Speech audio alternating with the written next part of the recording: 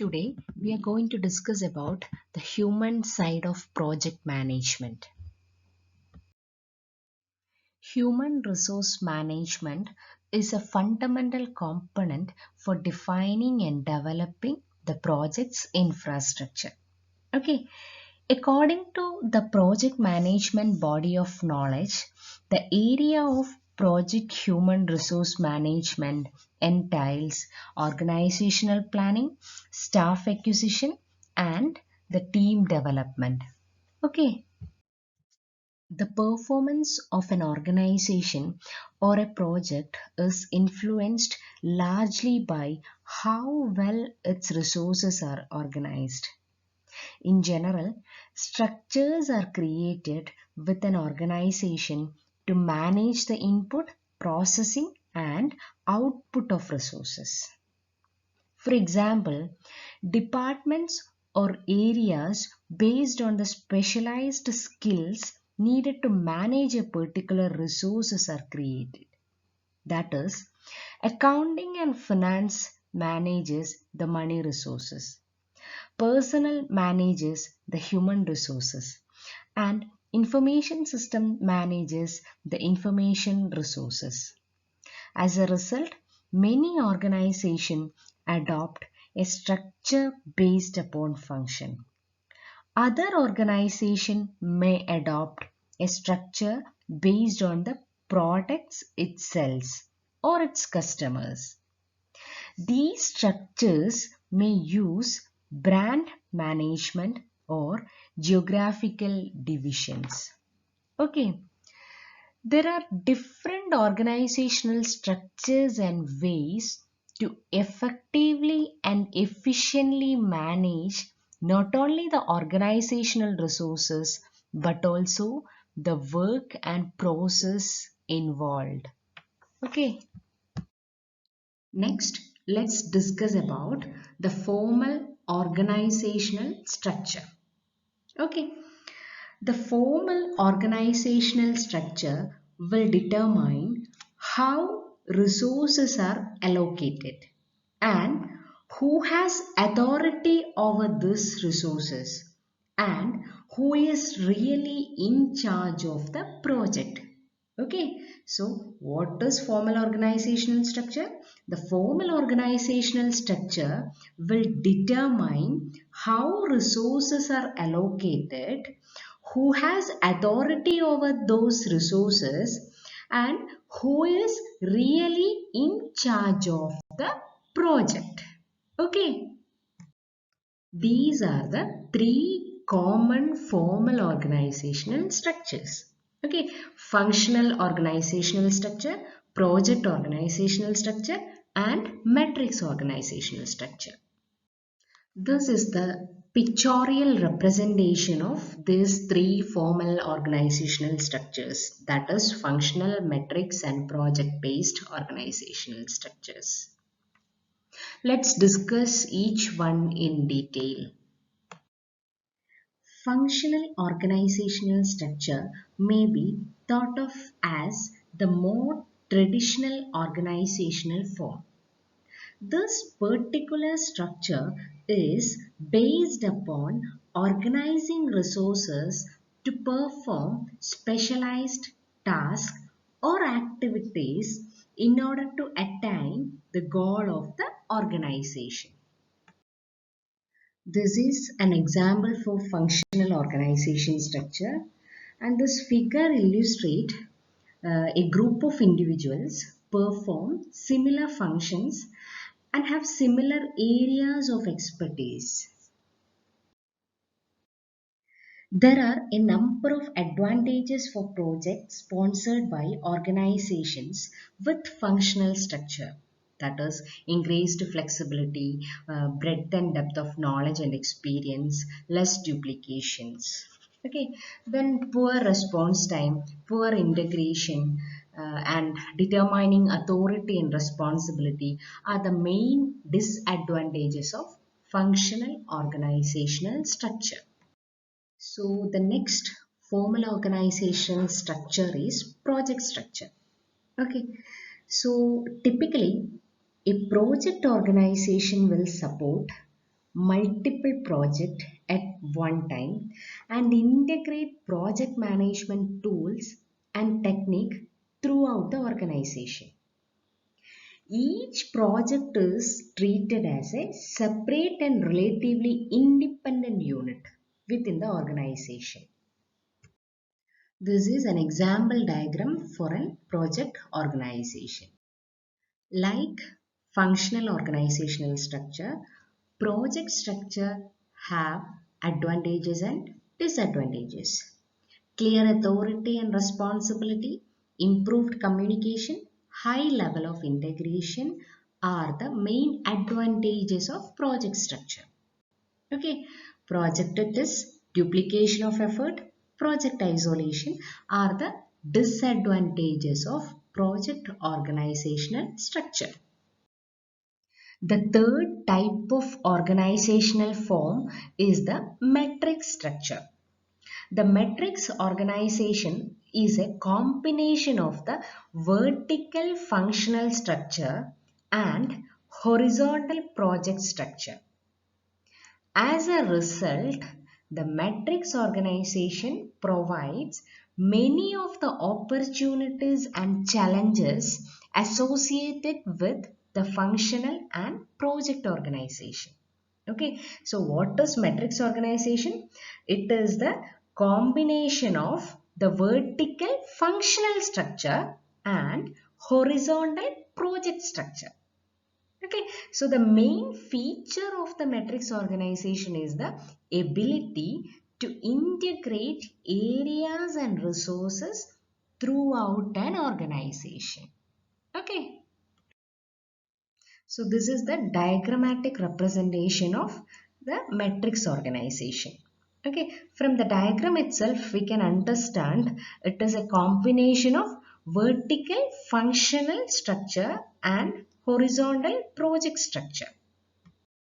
So these are the advantages and disadvantages of matrix organizational structure. Okay, we have discussed the formal organizational structure. Now we will move on to informal organizational structure. Okay, the formal organization is the published structure that defines the official lines of authority, responsibilities and reporting relationship. While the formal structure tells us how individuals or groups within an organization should relate to one another. It does not tell us how they actually relate. Okay, in simple way we can say it's all about social interaction and relationship between the members. In the informal organization, the most important term is stakeholder. Who is stakeholder? The stakeholders are individuals, groups, or even organization that have a stake or claim in the project outcome. Okay, here we are using stakeholder analysis to understand informal organization. Okay, so a stakeholder analysis helps the project team to understand the informal organization better, to show who should be involved with the project, and to understand the role that they must play. There are few steps for developing a stakeholder analysis. Let's discuss that. So the first one is develop a list of stakeholder.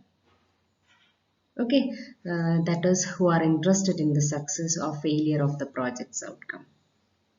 Okay, so the next is to identify each stakeholder interest on the project outcome by giving the stakeholder in one if they have a positive interest in the project outcome or a negative one if they have a negative interest.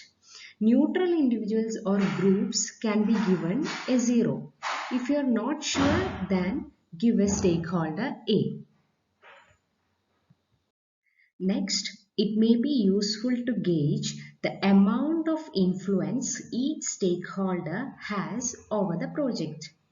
One can use a scale from 0 to 5, with 0 meaning no influence and 5 meaning extremely high influence. Okay, after determining each stakeholder's degree of influence, the next step involves assessing whether potential conflict among the different stakeholder exist. Okay, then define the role for each of the stakeholder. That is the fifth step. Okay, so the fifth step is involves defining a role for each of the stakeholder. The next step is identify an objective for each stakeholder, and the last one is identify various strategies for each stakeholders. This is an example for stakeholder analysis chart. The next is project team. We know that people are the most valuable resources for IT projects and have the greatest influence on the project outcome. Therefore, it is important that the project manager and the team members can be chosen wisely. Okay. One of the most critical decision in project management is selecting a project manager or a team leader. The project manager is usually assigned to the project at the earliest stage of the project life cycle. Okay, the project manager must play many roles. First one, the project manager must play a managerial role. Okay, which focus on planning, organizing, and controlling. Then the second is project manager must perform administrative function. Okay, which include performance of reviews, project tracking and reporting, and other general day-to-day responsibilities.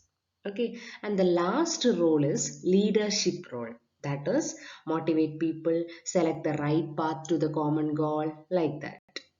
Okay, choosing a project manager for a project is like to hiring an employee. It is important to look at his or her background, knowledge, skill sets, and overall strength and weakness. Okay, there are some attributes for successful project manager. Let's see what are all those attributes. Okay, so the first one is the ability to communicate with people. Then the second is the ability to deal with people. Okay. The third one is ability to create and sustain relationship. Okay.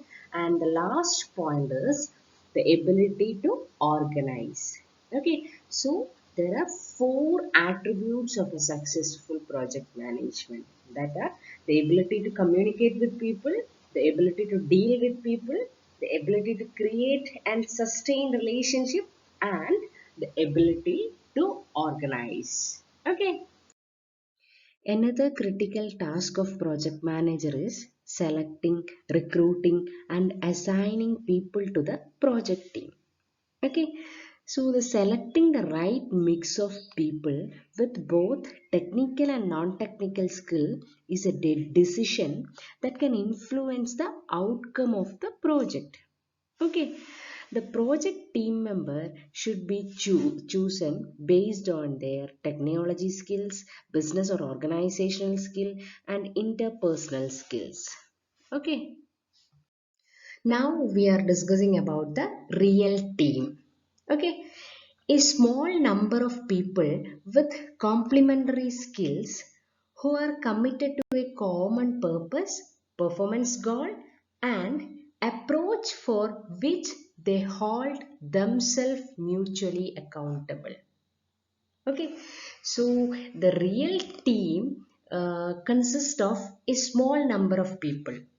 Okay, that people have complementary skills like problem solving, decision making skills, interpersonal skills, like that. Okay, and that people work together for a common approach and goals with mutual accountability.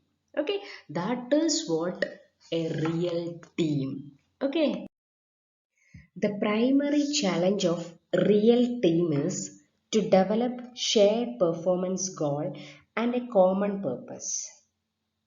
For project teams following the IT project methodology, this challenge requires defining and getting agreement on the project MOV.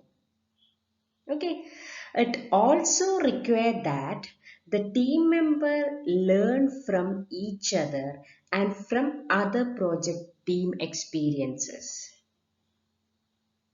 So here they introduce a new term called learning cycle. Okay, here they introduce a new concept, learning cycle. Okay, the learning cycle provide a way to resolve ambiguous situations through the repeated pattern of thinking through a problem. So these are the four phases of learning cycle. That is understand and frame the problem, plan, act, reflect and learn. This figure shows a team learning cycle having the four phases like understand and frame the problem, plan, act, and reflect and learn. Let's discuss the first phase of learning cycle, that is understand and frame the problem. Okay, at the beginning of a project, the team member do not understand the challenge assigned to them. The team just need to work out the details of how to go about implementing the solution. It is alright for team members to recognize and admit that they do not have all the answers, especially at the beginning of a project. As a result, team members may feel more comfortable admitting they have more questions than answers and potential for preconceived ideas leading to a common solution is reduced. The next phase is plan. Team should create a shared understanding of the problem. The team can brainstorm what they know, what they think they know, and what they don't know. Okay, the next phase is act. The key to team learning is carrying out the actions defined in the team's action plan. Team members can work on their own or together to test out assumptions, try out hunches, experiment, or gather and analyze data. The purpose of these actions should be to generate knowledge and test assumptions, not to complete a series of tasks like a to do a list. Thus, the purpose of this action is to confirm or disconfirm assumptions and learn answer to questions the team does not know. The last phase is reflect and learn. After the team has had a chance to carry out the action item in the action learning plan, the team should meet to share its findings and reflect upon what everyone has learned. To be effective, this reflection must take place in an environment of openness, honesty, and trust. Once the team has a chance to meet and reflect on the information it has acquired, the team can document what it has learned. In addition to acquiring human resources, the project manager must also focus on the project environment. The project environment include not only the physical space where the team will work, but also the project culture as well.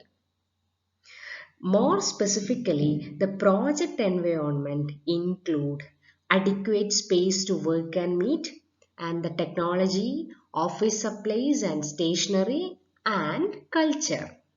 Okay, thank you.